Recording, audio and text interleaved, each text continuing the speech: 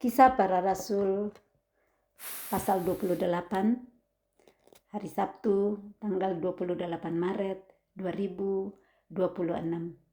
Paulus di Malta. Setelah kami tiba dengan selamat di pantai, barulah kami tahu bahwa daratan itu adalah Pulau Malta. Penduduk pulau itu sangat ramah terhadap kami. Mereka menyalakan api besar dan mengajak kami semua ke situ karena telah mulai hujan dan hawanya dingin. Kita stop dulu di ayat kedua. Kita ingat dulu pembacaan sebelum masuk di pasal 28 ini ada pasal 27. Bagaimana perjuangan Paulus, perjuangan seisi kapal untuk bisa sekarang tiba di sebuah pulau yang namanya Malta. Di sana bagaimana ada di mana mereka sudah menyerah ya. Sudah menyerah, mereka biarkan saja kapal terombang-ambing dari ketidaktaatan, tidak mau dengar-dengaran saat Paulus memberi nasihat untuk tidak usah dulu untuk berlayar karena membahayakan nyawa, tetapi perwira yang menemani Paulus dan tahanan yang lain untuk dibawa ke Roma itu tidak dengar Paulus, lebih percaya kepada jurumudi dan nahkoda yang menurut dia kan dia lebih tahu, dia pengalaman, dia ahli di dalam bawa kapal. Nggak salah, bagus seperti itu, tapi ada situasi-situasi dalam hidup yang eksepsional. Seperti ini yang dialami oleh mereka. Seperti waktu Petrus ditemui Tuhan Yesus ya, mereka semua nelayan-nelayan yang hebat cari ikan. Tetapi ada special case yang kita bisa buka hati untuk menerima. Petrus tahu sebagai nelayan yang handal bahwa saat mencari ikan itu malam hari. Nah, waktu Tuhan Yesus datang itu pagi-pagi, mereka udah bersihkan jalannya, nggak ada ikan yang didapat. Yesus suruh lagi masuk ke dalam, tebarkan jalamu. Petrus bilang, Tuhan aku tahu, tidak ada ikan kalau pagi-pagi. Sudah bertahun-tahun aku jadi nelayan. Dan kami biasanya pergi cari ikan malam hari.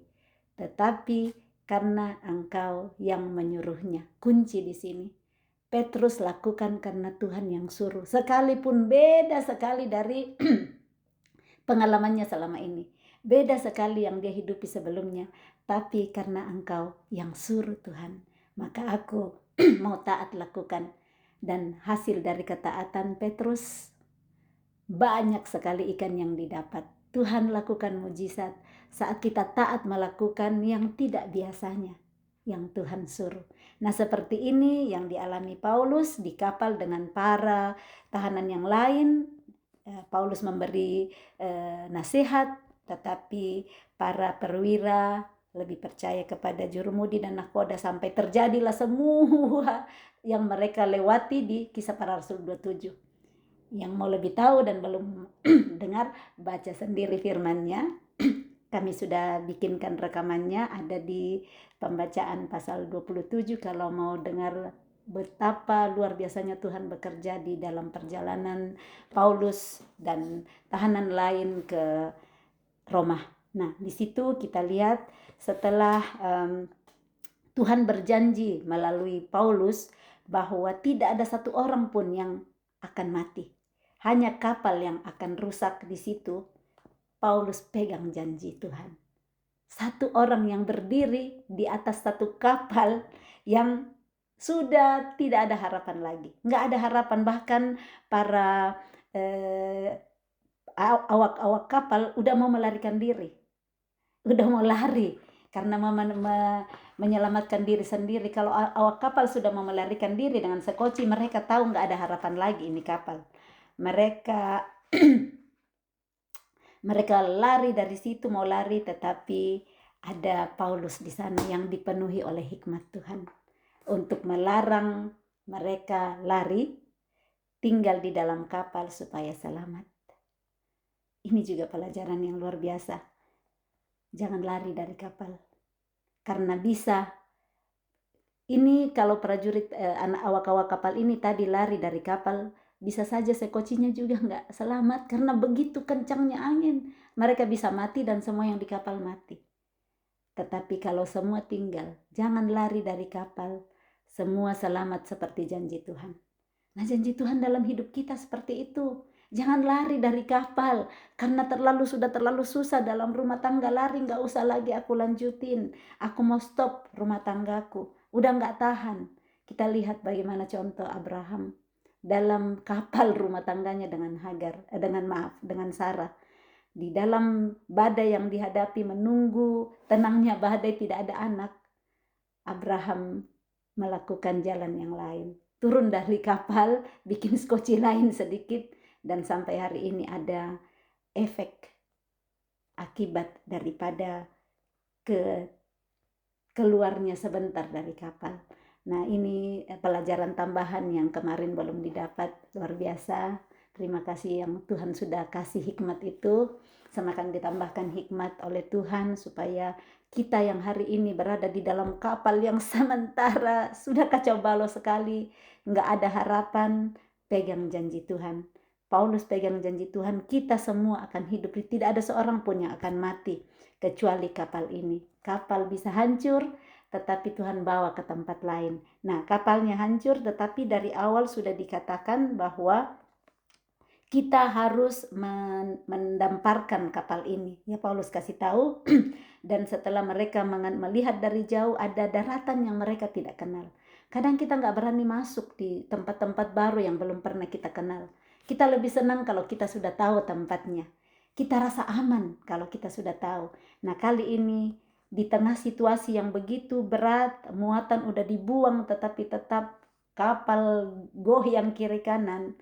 Mereka melihat daratan yang gak dikenal, tetapi mereka berani akhirnya mengarah ke sana untuk mendamparkan kapal dengan bantuan pecahan-pecahan kapal. Karena sudah pecah kapalnya, mereka ambil kayu-kayu masing-masing untuk pergi ke pantai yang kelihatan itu, yang mana sesudahnya di ayat 30, di ayat tempat-tempat Kisah Para Rasul 27, janji Tuhan melalui Paulus benar-benar terjadi. Demikianlah mereka semua selamat naik ke darat. Wow, dalam situasi yang impossible, mana mungkin, pasti ada yang mati. Tapi Paulus pegang janji Tuhan dan dia kasih semangat orang-orang yang sama-sama dia di kapal. Percaya deh, Tuhan udah datang kok bicara ke saya. Nggak ada seorang pun dari kalian yang mati, kecuali kapal yang rusak. Bahkan sehelai rambutmu pun tidak akan kehilangan. Wow, ini untuk kita hari ini. Menghadapi goncangan-goncangan dalam hidup kita, janji Tuhan. Tidak ada seorang pun di antara kamu akan kehilangan sehelai pun dari rambut kepalamu. Saat kita berpegang teguh, percaya, imani apa yang hamba Tuhan Paulus katakan. Mereka percaya akhirnya, dan kapal hancur, tetapi masing-masing punya pecahan-pecahan kapal untuk menyelamatkan diri sampai ke pantai yang kelihatan dari jauh yang mereka belum kenal. Nah, sekarang sudah ada sedikit gambaran, kita lanjut Kisah Para Rasul 28. Jadi setelah mereka tiba di pantai itu yang dari jauh mereka nggak kenal, ternyata di sana daratan itu adalah Pulau Malta. Jadi Paulus dan tahanan lain, perwira, nakoda semua yang ada di kapal itu tiba di Pulau Malta pada akhirnya. Jadi di Pulau Malta ini ada 276 jiwa. 276 jiwa yang tiba di situ, semua selamat. Banyak banget ini, 276 loh. Nggak ada satupun yang mati. Seperti janji Tuhan. Pegang janji Tuhan dalam hidup kita, deklarasikan dan puji Tuhan. Hai jiwaku, jangan lupa segala kebajikannya, jangan lupa janji-janjinya. Tapi jangan mau pegang janji nggak mau lakukan apa yang Tuhan suruh. Pegang janji tetapi lakukan kehendaknya. Cari dahulu supaya Tuhan memerintah atas hidup kita. Lakukan kehendaknya, maka janji-janjinya akan diberikan. Dengan caranya, dengan waktunya. Ya, kita lanjut, ternyata itu namanya Pulau Malta. Dan wow, lihat ayat 2. Penduduk pulau itu sangat ramah terhadap kami. Bisa saja penduduknya kanibal ya. Bisa aja. Tempat baru mereka nggak tahu. Daratan baru nggak tahu. Dari tengah-tengah lautan lihat daratan bisa. Tetapi kalau Tuhan yang turut campur tangan, Tuhan yang menyertai, penduduk di sana semuanya sangat ramah. Hati manusia seperti batang air dalam tangan Tuhan, dialirkan kemana ia ingini, dia alirkan untuk menerima Paulus dan tim 276 orang ini yang diselamatkan Tuhan. Mereka menyalakan api besar dan mengajak kami semua ke situ karena telah mulai hujan dan hawanya dingin. Orang-orang Malta sangat tahu apa yang dibutuhkan. Ini saya belajar saat membaca sekarang ini. Mereka menyalakan api besar. Yang mereka butuhkan terlebih dahulu itu yang diberi. Prioritas pertama, mereka butuh kehangatan. Mereka nggak langsung kasih makan loh. Mereka nggak siapkan makanan. Mereka kasih dulu api besar dinyalakan. Karena mereka semua kedinginan di dalam air dengan pecahan kapal. Pasti dingin di situ untuk sampai. Dan di sini kita belajar. Kadang kita memberi yang nggak dibutuhkan orang. Kita malah memberi, orang mau kita pakai telinga kita mendengar, kita malah nyerocos kasih nasihat. Kan gitu biasanya kita ya. Saya bukan kita. Kadang dengar orang udah nggak sabaran mau kasih masukan. Padahal orang di depan saya cuma mau dengar, pakai telinga saya mendengar. Saya nyerocosnya duluan. Nah, saya belajar, terima kasih Roh Kudus yang mengajarkan lewat pembacaan mereka menyalakan api besar ini, mengajar saya, menyatakan kesalahan saya, mau memperbaiki kelakuan saya, dan mendidik saya, membimbing saya untuk hidup dalam kebenaran lewat firman, menyalakan api. Berikanlah terlebih dahulu prioritas apa yang dibutuhkan orang di depan, bukan yang kita pikir, karena kadang kita pikir tapi tidak benar. Nah, mereka sangat peka ini orang Malta. Mereka nyalakan api besar dan diajak itu semua orang, 276 loh orang. Berarti mungkin mereka bikin grup-grup api-api besar gitu ya, atau satu besar sekali baru mereka bikin lingkaran. Coba kita imagine sendiri masing-masing gimana besarnya ini api untuk bisa menghangatkan 276 orang. Kita lanjut. Hawanya dingin. Ayat 3, ketika Paulus memungut seberkas ranting-ranting dan meletakkannya di atas api, keluarlah seekor ular beludak karena panasnya api itu, lalu menggigit tangannya. Ternyata ular beludak keluar kalau panas api.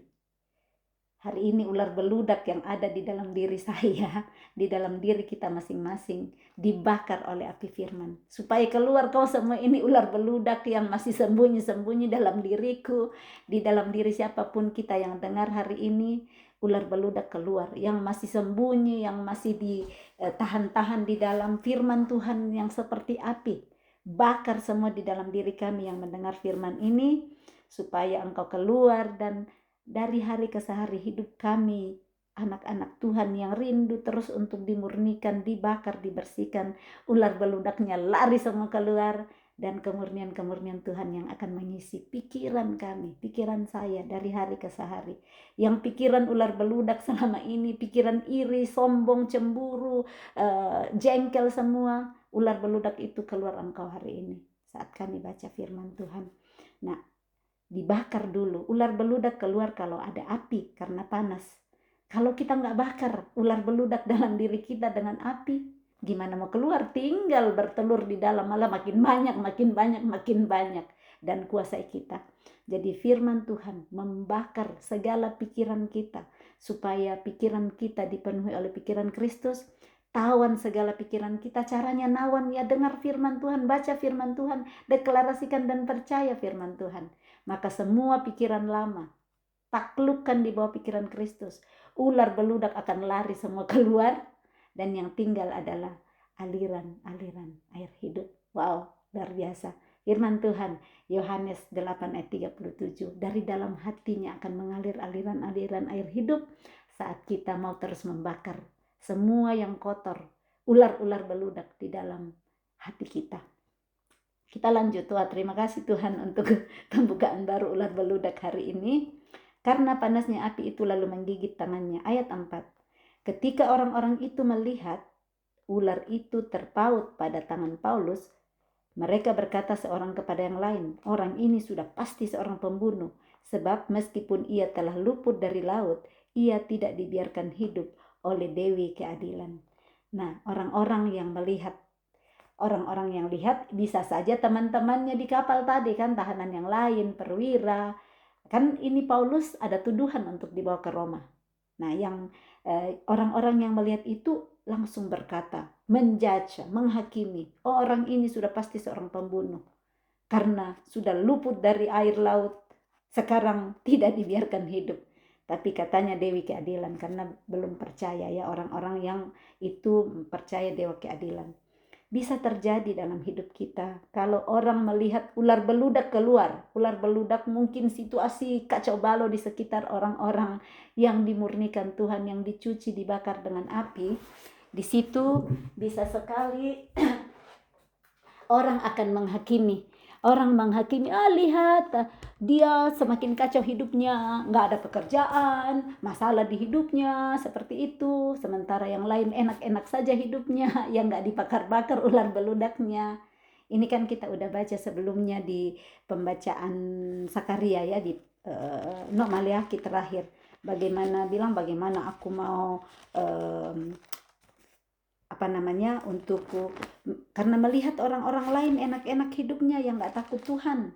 Nah seperti ini kelihatan Paulus digigit ular itu masalah dalam hidup. Dan mereka menghakimi, oh pasti nih jahat. Nah kalau kita lihat orang yang takut Tuhan, taat Tuhan, lakukan perintah Tuhan, tapi kok hidupnya kacau balau. Masalah demi masalah ada di hidupnya. Orang bisa hakimin kan, seperti Ayub. Kalau kita baca di kitab Ayub, puji Tuhan dengan Infus Ministry kita baru sementara di dalam pembacaan kitab Ayub, bagaimana teman-temannya itu menghakimi Ayub. Kenapa datang di hidupmu begini? Anak-anakmu semua mati, hartamu habis, istrimu ini sama kamu, tuduh kamu. Mereka tuduh karena Ayub yang salah. Salahnya Ayub, padahal Tuhan lagi mau membanggakan Ayub sama si iblis. Lihat nih anakku yang kubanggakan, dia nggak nyerah, dia nggak lari dari aku loh, sekalipun kau habiskan semua hidupnya kecuali nyawanya. Nah jadi di pelajaran ini jangan kita jadi si penuduh, jadi teman-temannya Ayub yang nuduh-nuduh Ayub. Kalau di bagian itu atau di bagian Paulus tetap percaya. Dia percaya bahwa Tuhan beserta dengan dia. Tuhan udah janji dia akan ke Roma kok. Dia nggak akan mati karena digigit ular di sini. Dia nggak mati karena ditangkap di Yerusalem. Dia pegang janji Tuhan. Aku tidak akan mati karena Tuhan sudah berkata engkau harus ke Roma. Ingat di sana ya. Engkau harus pergi ke Roma. Ada yang firmannya kita sudah baca itu. Tapi saya lupa exactly di mana. Bahwa dia memang akan memberikan kesaksian di Roma. Dan pasti Paulus pegang itu. Kita lanjut dulu, orang sudah pikir dia pasti mati karena digigit ular. Nah ayat 5, tetapi Paulus mengibaskan ular itu ke dalam api dan ia sama sekali tidak menderita sesuatu. Wow, kebaskanlah ular yang mau mencoba menggigit kita. Kebaskan, masukkan ke dalam api, kasih kepada firman Tuhan. Dan firman yang akan bakar ular itu. Jangan kita malah dekat-dekat sama ular beludak. Bakar itu, kebaskan, masuk dalam api. Segala tipu daya iblis yang mau menghancurkan, yang mau membuat mati Paulus enggak rasa menderita sesuatu. Penderitaan yang orang lain mungkin lihat kehidupan kita yang begitu berat masalah dialami, orang lain lihat menderita sekali. Tetapi yang ngalamin enggak. Seperti Paulus, orang pikir dia menderita, digigit ular, tapi Paulus sama sekali tidak menderita sesuatu. Kenapa? Karena darah Yesus udah selesaikan semua. Cuman percaya aja. Percaya sama darah Yesus yang sudah kerjakan. Penderitaan yang menurut orang luar lihat menderita sekali, enggak dirasakan Paulus. Ayat 6. Namun mereka menyangka bahwa ia akan bengkak atau akan mati rebah seketika itu juga. Tetapi sesudah lama menanti-nanti, mereka melihat bahwa tidak ada apa-apa yang terjadi padanya. Maka sebaliknya mereka berpendapat bahwa ia seorang dewa. Lucu ya? Mereka pikir akan mati, ternyata tidak terjadi apa-apa. Tuhan pakai segala macam cara untuk memunculkan kemuliaannya lewat hidup Paulus. ular dipakai, angin badai dipakai, ditangkap dipakai Tuhan. Ketemu dengan Raja Agripa, ketemu dengan Festus, ketemu dengan Felix, semua Tuhan pakai ternyata dalam hidup kita. Orang-orang yang teriak-teriak bunuh dia, kalau belum waktunya Tuhan, Tuhan malah pakai semua itu untuk menjadi kebaikan bagi Paulus. Tuhan pakai hidupnya melalui setiap kisah-kisah kehidupannya. Apa kisah kehidupan kita hari ini? Apakah ada Festus, ada Felix, ada Raja Agripa, ada ditangkap, ada penjara, ketemu kepala penjara Filipi, atau ada kapal yang betul-betul dihantam badai, digigit ular? Coba lihat contoh perjalanan Paulus. Semua hanya untuk kemuliaan Tuhan. Roma 11 ayat 36 berkata bahwa segala sesuatu adalah dari Dia dan oleh Dia dan kepada Dia. Bagi Dialah kemuliaan sampai selama-lamanya. Hidup Paulus hanya untuk kemuliaan Tuhan. Setelah dia menyerahkan total hidupnya, dia rela untuk menderita. Dia nggak rasa kok menderitanya, karena dia tahu Yesus yang menanggung semua penderitaannya. Sekarang malah dia dianggap dewa. Kita lihat cerita selanjutnya buku kehidupan Paulus yang kita baca hari ini. Ayat 7. Tidak jauh dari tempat itu ada tanah milik gubernur pulau itu. Gubernur lagi. Paulus dipertemukan dengan raja, dengan gubernur, dengan pemimpin di dalam setiap kisah hidupnya.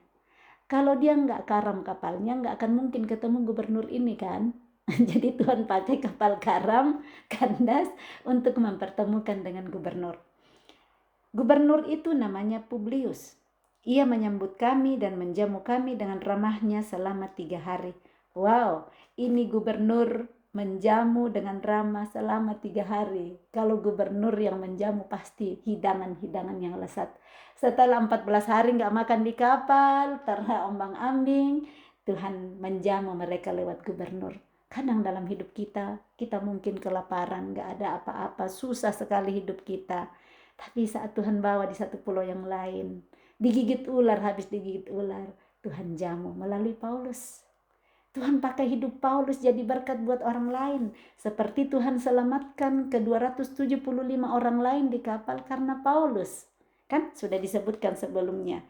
Karena mereka bersama-sama dengan engkau di kapal, mereka selamat.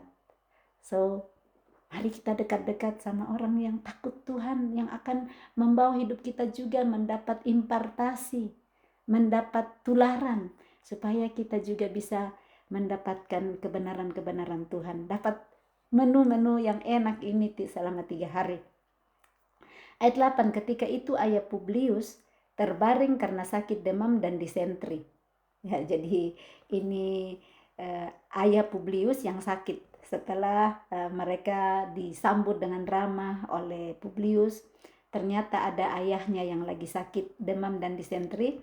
Paulus masuk ke kamarnya, ia berdoa serta menumpangkan tangan ke atasnya dan menyembuhkan dia.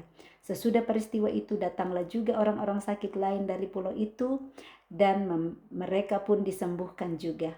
Mereka sangat menghormati kami dan ketika kami bertolak, mereka menyediakan segala sesuatu yang kami perlukan. Wow, Tuhan membawa mereka di pulau itu ternyata untuk berkenalan juga dengan gubernur, ternyata untuk sembuhkan ayahnya Publius, dan untuk menyembuhkan orang-orang sakit lainnya yang di pulau itu. Ada maksud Tuhan di dalam setiap keadaan-keadaan yang kelihatan berat, nggak bisa dihadapi.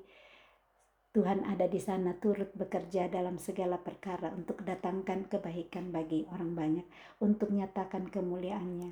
Dan di sana itulah ternyata maksud dan tujuan Tuhan membawa mereka untuk sampai di dataran Malta. Berikutnya Paulus tiba di Roma.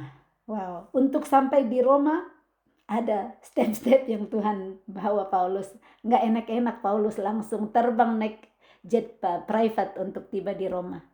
Nah, kita kadang mau langsung jet private, ya saya mau jet private Tuhan, mau dong yang cepat, nggak usah lewatin ini Tuhan, nggak usah lewatin kapal yang diombang-ambingkan badai, nggak usah digigit ular Tuhan, nggak usah ditangkap masuk penjara, itu saya mau. Tapi Tuhan melewatkan saya di banyak situasi juga, lewat penjara, lewat kapal yang dihantam badai, banyak sekali untuk saya pribadi. Dan firman Tuhan ini sangat memberikan kekuatan baru kepada saya. Tuhan memberikan semangat baru untuk situasi-situasi yang saya lewatin. Ya, ayat 11, 3 bulan kemudian kami berangkat. 3 bulan ternyata mereka tinggal di Malta. Kalau saya ngerti di sini ya, tadi mereka bertolak tapi ternyata setelah 3 bulan. Nah, pastinya 3 bulan itu nggak dijelaskan di sini. Paulus memberitakan Injil Yesus Kristus kepada penduduk Malta. 3 bulannya Paulus nggak dibiarkan sia-sia, nggak tidur-tiduran, minta diundang gubernur makan tiap hari, di pantai pakai sunglasses dan minum-minum jus buah. Nggak, saya percaya pasti Paulus setiap hari waktunya di Malta, dia mengajarkan kebenaran Yesus Kristus. Nah, setelah 3 bulan kemudian kami berangkat dari situ, naik sebuah kapal dari Alexandria yang selama musim dingin berlabuh di pulau itu. Kapal ini itu memakai lambang Dioskuri. Kami singgah di Sirakusa dan tinggal di situ 3 hari lamanya. Dari situ kami menyusur pantai lalu sampai ke Rhegium. Sehari kemudian bertiuplah angin selatan dan pada hari kedua sampailah kami di Puteoli. Puji Tuhan, saya sudah pergi nginjak Puteoli bersama tim Infus Ministry dengan Ibu Atta. Kami sudah di sana dulu. Saya bersyukur Tuhan anugerahmu, udah pernah pergi di tempat ini. Juga di Pulau Kreta udah pergi bersama tim Infus Ministry. Ayat 14. Di situ kami berjumpa dengan anggota-anggota jemaat. Jadi di Puteoli sudah ada jemaat ternyata yang menjadi murid. Dan atas undangan mereka kami tinggal 7 hari bersama-sama mereka. Jadi kemana-mana Paulus, penyertaan Tuhan ya. Penyertaan-Mu Tuhan, segalanya bagiku. Saat ada penyertaan Tuhan, ada tempat-tempat yang Tuhan taruh orang-orang yang ngundang mereka tinggal 2-3 hari, tinggal 7 hari, tinggal 3 bulan, sesuai dengan waktu Tuhan. Kami tinggal di 7 hari lama bersama-sama mereka, sesudah itu kami berangkat ke Roma. Saudara-saudara yang di sana telah mendengar tentang hal ihwal kami. Jadi saudara-saudara yang di Roma sudah dengar hal ihwal. Saya nggak tahu gimana caranya, dulu belum ada WhatsApp, belum ada Facebook, belum ada Instagram untuk kasih tahu, nggak ada telepon. Saya nggak tahu gimana cara mereka dulu menyampaikan kabar sehingga saudara-saudara yang di Roma udah dengar kabar tentang mereka dan mereka datang menjumpai kami sampai ke forum Appius dan Tres Taberne. Jadi sehati benar-benar ini saudara-saudara yang di Roma tahu bahwa akan ada Paulus yang dikirim ke Roma, mereka temuin di situ. Ketika Paulus melihat mereka, ia mengucap syukur kepada Allah lalu kuatlah hatinya. Paulus mengucap syukur untuk kasih saudara-saudaranya kepada dia. Dan hatinya dikuatkan. Hati mereka juga dikuatkan. Saling menguatkan, saling membakar. Saudara bersaudara dalam Kristus. Jangan bilang saya sendiri aja bisa. Saya soliter. Saya bisa sendiri kok. Sekarang saya di kamarku sendiri. Saya bisa dengar khotbah. Saya lihat semua khotbah dari YouTube. Ada kok, saya bisa sendiri. Tuhan mau kita bertemu dengan saudara-saudara kita yang lain terbuka dan itu akan membuat kuat hatinya.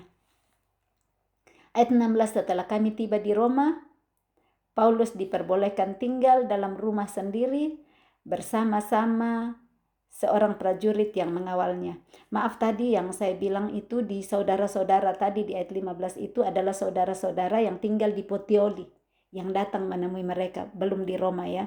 Jadi saudara-saudara yang di Puteoli mereka mungkin saling memberitahu sehingga mereka datang berkumpul menjumpai Paulus di forum Appius dan Tres Taberne. Nah, setelah itu mereka tiba di Roma, Paulus didapat kemurahan lagi. Yang tahanan tetapi malah dibolehkan tinggal dalam rumah sendiri bersama-sama seorang prajurit yang mengawalnya.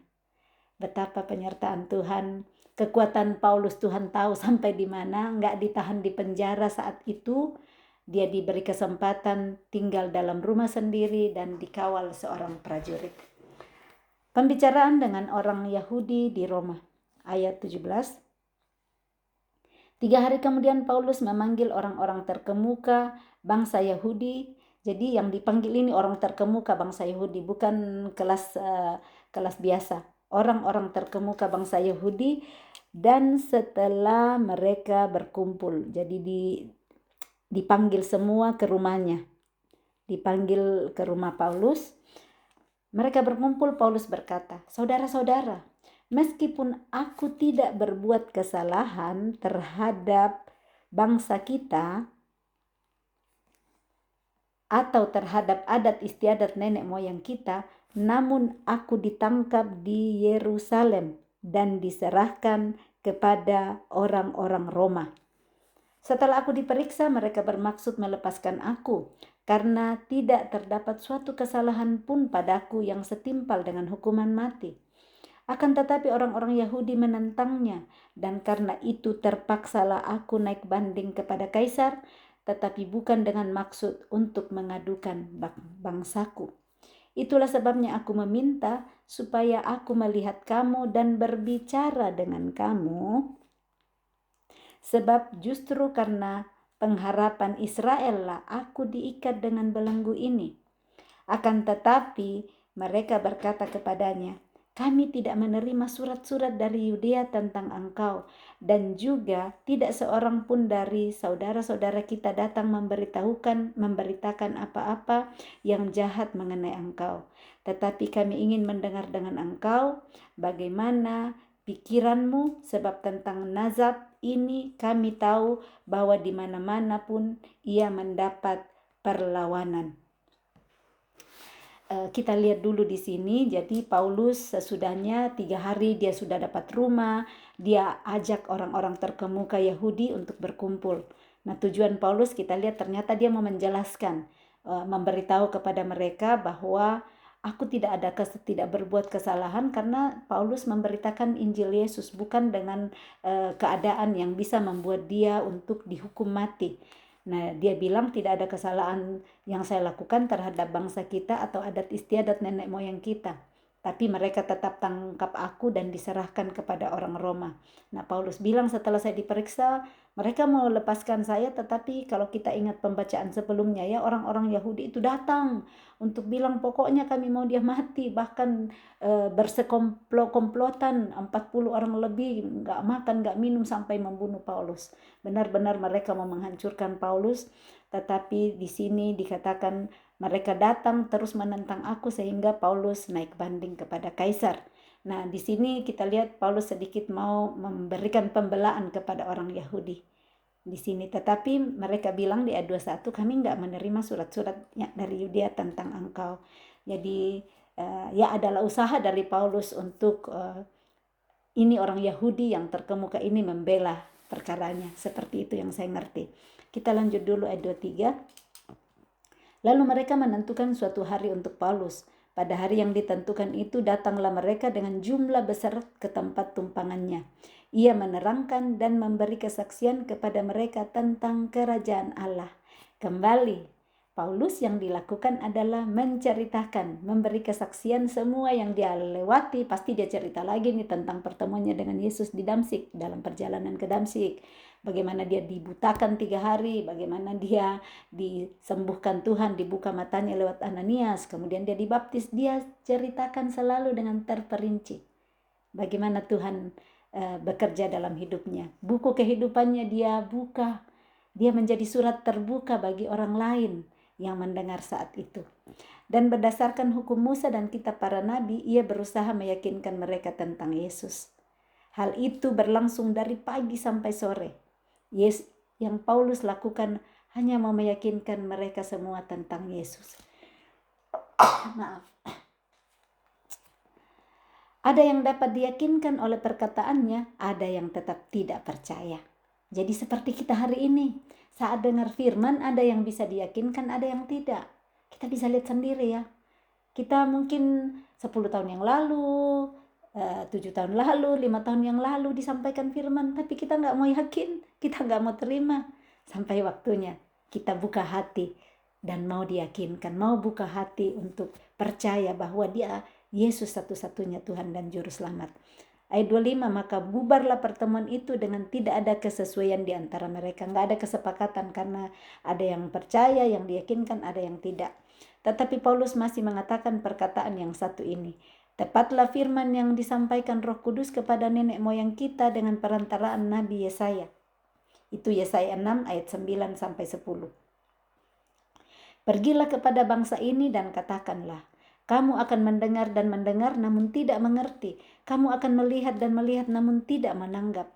Sebab hati bangsa ini telah menebal dan telinganya berat mendengar dan matanya melekat tertutup, supaya jangan mereka melihat dengan matanya dan mendengar dengan telinganya dan mengerti dengan hatinya, lalu berbalik sehingga aku menyembuhkan mereka. Paulus diingatkan Roh Kudus. Roh Kudus yang ngingatin selalu. Ada yang kita udah pernah dengar firman, sudah pernah baca, mungkin 10 tahun lalu, tetapi diingatkan saat ini juga. Jadi Roh Kudus itu mengingatkan segala sesuatu yang penting kita udah taruh di hati. Nah, ini Paulus diingatkan tentang perkataan Tuhan melalui Nabi Yesaya untuk memperkatakan, kamu dengar, melihat tapi enggak mendengar dan tidak mengerti dan tidak menanggapi. Nah, yang Tuhan mau kita hari ini kita dengar dan minta Roh Kudus, jelaskan Roh Kudus supaya ajarin aku. Kembali 2 Timotius 3 ayat 16, segala firman yang diinspirasikan, segala tulisan yang diinspirasikan oleh Roh Kudus, oleh Tuhan itu bermanfaat untuk mengajar, menyatakan kesalahan, memperbaiki kelakuan, mendidik orang dalam kebenaran. Nah, tapi kalau dengar dan gak mau diajar, dengar dan gak mau lihat, iya benar itu salahku, karena firman ngajarin kita, firman yang baca kita dan kasih lihat, kamu salah di sini. Seperti tadi waktu pembukaan ya, kebutuhan orang waktu menyalakan api besar, kadang saya nggak salah, saya kan mau tolong memberikan masukan-masukan, padahal bukan itu yang dibutuh hanya telinga. Nah, nggak mau terima saat Roh Kudus menuntun, menyatakan kesalahan melalui firman. Nah, hari ini janganlah kita seperti nenek moyang dulu, bangsa Israel, nenek moyang kita, atau jangan seperti kita kemarinnya. Hari ini Tuhan perbarui kita. Ia ada di antara kita sebagai pahlawan yang memberi kemenangan. Ia bergirang karena kita dengan sukacita. Ia membarui kita dalam kasih-Nya. Kalau kemarin telinga kita mendengar tapi nggak mendengar, nggak mengerti, nggak menanggap, hari ini aku mau perkatakan, aku dengar firman Tuhan, aku diberi pengertian oleh Roh Kudus, dan aku mau menanggapi dan menghidupi firman ini. Hatiku nggak tebal lagi. Hati menebal itu seperti lemak yang menebal, perlu dibakar supaya mencair kembali, supaya bisa mengerti aliran air hidup yang Tuhan berikan. Biar telinga kita nggak berat mendengar, mata kita kalau melekat tertutup, operasi itu mata, supaya bisa buka lagi, dioperasi sakit kalau dioperasi, tetapi hasilnya kita bisa melihat lagi. Nah, yang mau dioperasi angkat tangan hari ini, dioperasi Tuhan untuk dibukakan kebenaran-kebenarannya. Ayat 28, sebab itu kamu harus tahu bahwa keselamatan yang daripada Allah ini disampaikan kepada bangsa-bangsa lain dan mereka akan mendengarnya. Mereka yang harusnya ya bangsa Israel, umat Israel yang disampaikan tapi gak mau dengar, tutup mata, tutup telinga, tutup hati. Kenapa Tuhan pilih Paulus untuk pergi, menceritakan, menyampaikannya kepada bangsa-bangsa lain yang mau mendengar. Hari ini kita adalah umat cangkokan. Kita saat kita mau untuk menerima firman Tuhan, yang dicangkok pun akan sama nutrisi yang dikirim akar dari bawah. Kita lihat pohon yang dicangkok ya, sama dengan yang ranting utuh di sana yang dicangkokkan. Yang penting kita mau terima semua nutrisi dari akar, kita akan berbuah sama dengan ranting-ranting yang lain yang tidak dicangkokkan. Yang penting mau menerima asupan-asupan dari akar, makanan, nutrisi, dan air dari situ. Dan saat kita mau terima firman Tuhan, mendengar, menerima dengan hati, mau dibakar yang tebal-tebal lemak di dalam hati kita, maka kita percaya, kita mengakui dengan hati kita bahwa Yesus juru selamatku. Dia akan menolong kita di dalam menjalani setiap perkara kehidupan, membukakan mata kita, firman-Nya jadi pelita bagi kita dan terang bagi jalan kita. Ayat 29, dan setelah Paulus berkata demikian, pergilah orang-orang Yahudi itu dengan banyak perbedaan paham antara mereka. Tidak ada kesatuan karena masing-masing mempertahankan pikiran sendiri. Hari ini mari kita tawan segala pikiran kita, perasaan kita, kehendak kita dan taklukkan kepada pikiran perasaan Kristus, supaya nggak ada lagi perbedaan paham di antara kita. Paham kita hanya semua sama, paham seperti yang Kristus punya pemahaman. Paulus memberitakan kerajaan Allah di Roma, dan Paulus tinggal 2 tahun penuh di rumah yang disewanya sendiri itu. Ia menerima semua orang yang datang kepadanya. Jadi rumah itu dia sewa sendiri, dan ternyata dia 2 tahun di situ. Sebelumnya dia sudah 2 tahun di Kaisarea, di Felix, dan sekarang di Roma 2 tahun. Dan dia menerima semua orang yang datang padanya. Siapa yang datang padanya pasti selalu akan dibagikan tentang Injil damai sejahtera. Apa yang saudara bagikan saat orang-orang datang kepada saudara? Sajikan makanan minuman, penuh-penuhin sampai bawa tupperware pulang ke rumah, atau sajikan makanan dan minuman, sajikan juga tentang kasih Tuhan dalam hidup saudara, supaya pulang gak cuman kenyang perut, gak cuman kenyang dengan tupperware makanan, tapi kenyang khususnya dengan kebenaran firman Tuhan yang akan memerdekakan, yang akan mengubahkan orang yang datang kepada saudara. Ayat 31. Dengan terus terang dan tanpa rintangan apa-apa, ia memberitakan kerajaan Allah dan mengajar tentang Tuhan Yesus Kristus. Amin.